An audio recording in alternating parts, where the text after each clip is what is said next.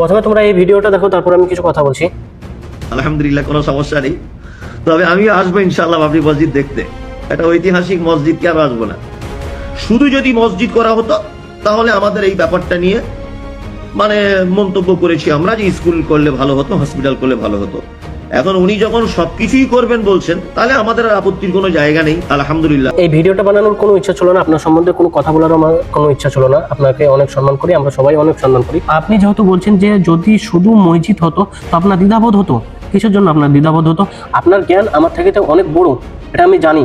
তারপরেও ভিডিওটা বানাচ্ছি এ কারণে যে আপনি যে মন্তব্যগুলো করছেন, তো ওগুলা আমার মনে হয় না যে আপনি ঠিক মন্তব্য করছেন। তার কারণ স্কুল, কলেজ, হসপিটাল এগুলো রাজ্য সরকার, কেন্দ্র সরকার দেখবে। তার কারণ আমরা ভোট দিয়ে সরকার গঠন করছি, আর স্কুল কলেজ করতে সরকার আছে। যদি স্কুল কলেজ আপনার দরকার হয়, আপনার বাড়ির পাশে যদি স্কুল দরকার হয়, আপনার বাড়ির পাশে যদি কলেজ দরকার হয়, তো আপনি সরকারকে যে বলুন। আপনার দুয়ারে যখন ভোট চাইতে আসবে তখন আপনি আপনার সরকারকে বলুন যে আমার গ্রামে স্কুল লাগবে, আমাদের বাচ্চাগুলো পড়াশোনা করতে পারে না, স্কুল লাগবে, হসপিটাল লাগবে, কলেজ লাগবে। আপনি সরকারকে যে বলুন যে আপনার যে সমস্ত লাগবে। আর মসজিদ আমরা আমাদের পকেট থেকে মসজিদ করব, আমরা এটা আমাদের পয়সায় করব। আপনি একজন জ্ঞানীমানী ব্যক্তি হয়ে আপনার এই সমস্ত কথা আপনার মুখে মানায় না, তো আপনি পুনরায় আর এই সমস্ত কথা মন্তব্য করবেন না। তার কারণ আপনাকে সম্মান করি, সম্মানের জায়গায় আপনি থাকুন। আপনার মন্তব্য ভালো হয় না। তার কারণ স্কুল, কলেজ, রোড ঘাট এগুলো সরকারের আয়ত্তে আছে। রাজ্য সরকারকে, কেন্দ্র সরকারকে আমরা আমাদের পকেট থেকে ট্যাক্স দিয়ে এগুলো দেখার জন্য রেখেছি। রাজ্য সরকার, কেন্দ্র সরকারকে শুধু বসে বসে এসির হাওয়া খাওয়ার জন্য রাখেনি।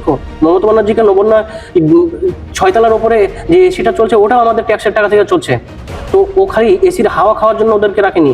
তো কেন্দ্র সরকারকে, রাজ্য সরকারকে বলুন যে আমাদের স্কুল লাগবে, কলেজ লাগবে, মাদ্রাসা লাগবে, ইউনিভার্সিটি লাগবে, ইত্যাদি ইত্যাদি যত কিছু লাগবে আপনি সরকারকে যে বলুন। মসজিদ লাগবে আমরা আমাদের পকেট থেকে করব। তো আমি আর বেশি কথা বলবো না, তার কারণ আপনি মৌলানা মানুষ, ওই কারণে এতটুকু দিয়েই বললাম।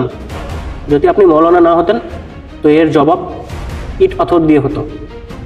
তো আপনি আর মন্তব্য করবেন না। আশা করি বুঝতে পেরেছেন।